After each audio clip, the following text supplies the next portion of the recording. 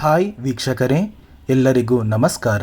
ನೋಡಿ, ಗೃಹಲಕ್ಷ್ಮಿ ಯೋಜನೆಯ 14ನೇ ಕಂತಿನ ಹಣ ಜಮಾ ಆದ ನಂತರ ಸರ್ಕಾರದಿಂದ ನಾಳೆ ಸೋಮವಾರ 15ನೇ ಕಂತಿನ ಹಣ ಕೂಡ ಫಲಾನುಭವಿಗಳ ಬ್ಯಾಂಕ್ ಖಾತೆಗೆ ಜಮಾ ಮಾಡ್ತಾ ಇದ್ದೀವಿ ಅಂತ ಸಚಿವೆ ಲಕ್ಷ್ಮೀ ಹೆಬ್ಬಾಳ್ಕರ್ ಅವರು ಒಂದು ಭರ್ಜರಿ ಗುಡ್ಡಿಸ್ನ ಕೊಟ್ಟಿದ್ದಾರೆ.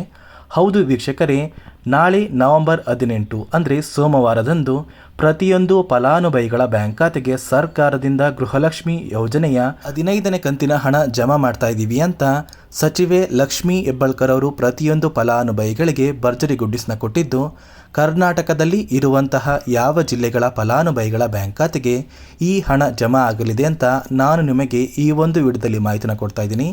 ಅದಕ್ಕಿಂತ ಮೊದಲು ನೋಡಿ ಸ್ನೇಹಿತರೆ, ವಿಡಿಯೋ ನೋಡ್ತಾ ಇರುವ ಪ್ರತಿಯೊಬ್ಬರ ಹತ್ರ ಕೂಡ ಒಂದು ಚಿಕ್ಕ ರಿಕ್ವೆಸ್ಟ್ ಇದೆ.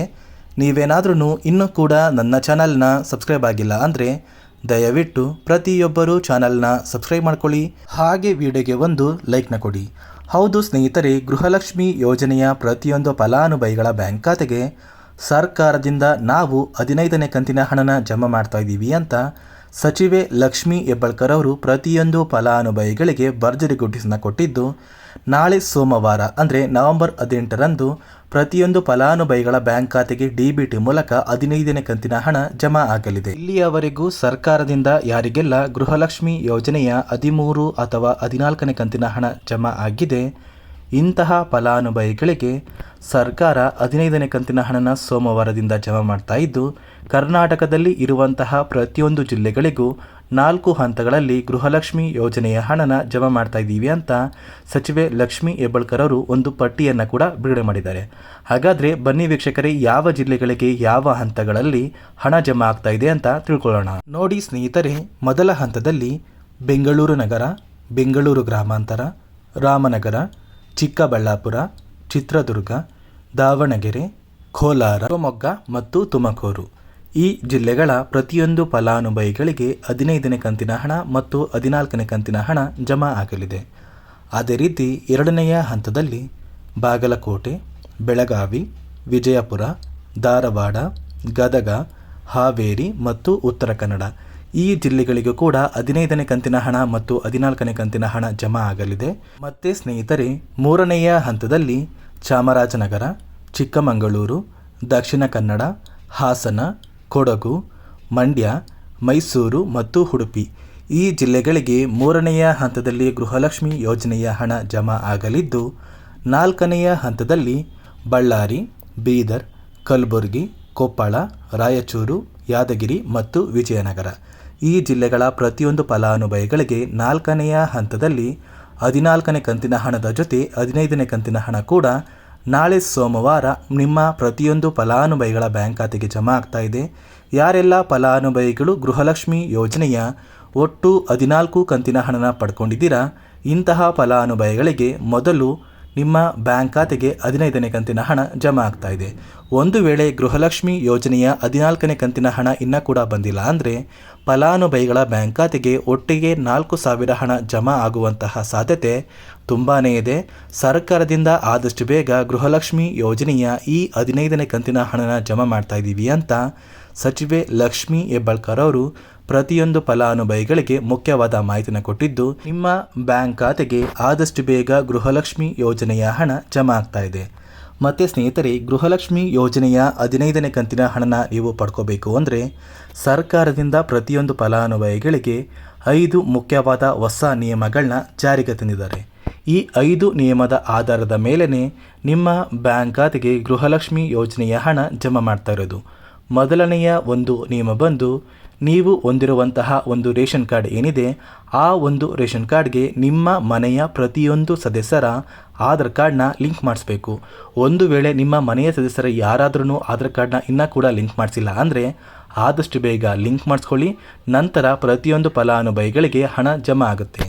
ಅದೇ ರೀತಿ ಎರಡನೆಯ ಒಂದು ನಿಯಮ ಬಂದು, ಫಲಾನುಭವಿಗಳು ಯಾರೆಲ್ಲ ನಿಮ್ಮ ಬಳಿ ಇರುವಂತಹ ಒಂದು ಆಧಾರ್ ಕಾರ್ಡ್ನ ಕಳೆದ 10 ಅಥವಾ 15 ವರ್ಷಗಳಿಂದ ಯಾವುದೇ ರೀತಿಯ ಒಂದು ತಿದ್ದುಪಡಿ ಅಥವಾ ಅಪ್ಡೇಟ್ನ ಮಾಡಿಸಿಲ್ಲ ಅಂದರೆ ನಿಮ್ಮ ಬ್ಯಾಂಕ್ ಖಾತೆಗೆ ಗೃಹಲಕ್ಷ್ಮಿ ಯೋಜನೆಯ ಹಣ ಜಮಾ ಆಗ್ತಾ ಇಲ್ಲ.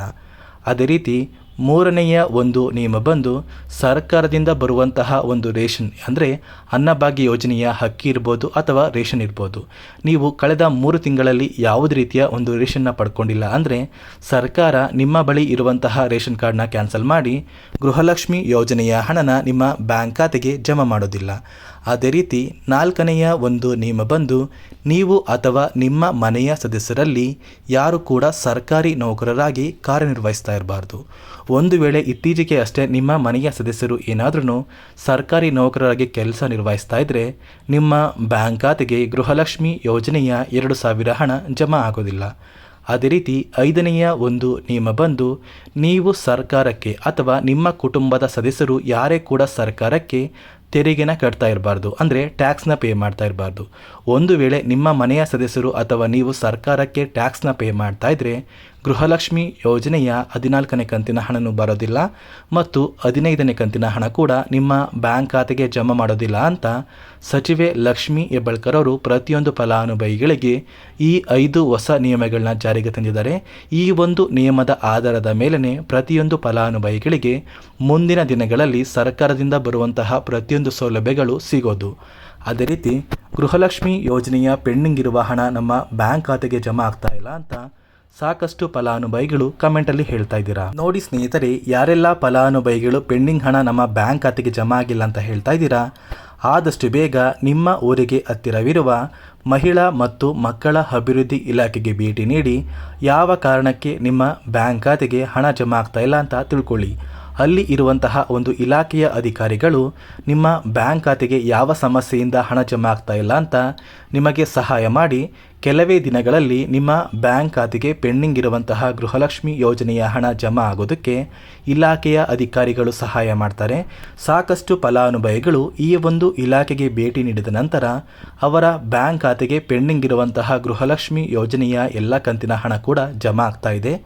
ಅದೇ ರೀತಿ ನಿಮ್ಮ ಬ್ಯಾಂಕ್ ಖಾತೆಗೂ ಕೂಡ ಪೆಂಡಿಂಗ್ ಹಣ ಜಮಾ ಆಗಿಲ್ಲ ಅಂದರೆ ಆದಷ್ಟು ಬೇಗ ನೀವು ಪಡ್ಕೋಬಹುದು ಅಂತ ಹೇಳ್ತಾ, ನಾಳೆ ಸೋಮವಾರ 4 ಹಂತಗಳಲ್ಲಿ ಪ್ರತಿಯೊಂದು ಫಲಾನುಭವಿಗಳಿಗೆ ಗೃಹಲಕ್ಷ್ಮಿ ಯೋಜನೆಯ 15ನೇ ಕಂತಿನ ಹಣ ಜಮಾ ಆಗ್ತಾ ಇದೆ. ಇದಿಷ್ಟು ಗೃಹಲಕ್ಷ್ಮಿ ಯೋಜನೆ ಕುರಿತು ಸರ್ಕಾರದಿಂದ ಬಂದಿರುವಂತಹ ಒಂದು ಹೊಸ ಮಾಹಿತಿಯಾಗಿದೆ.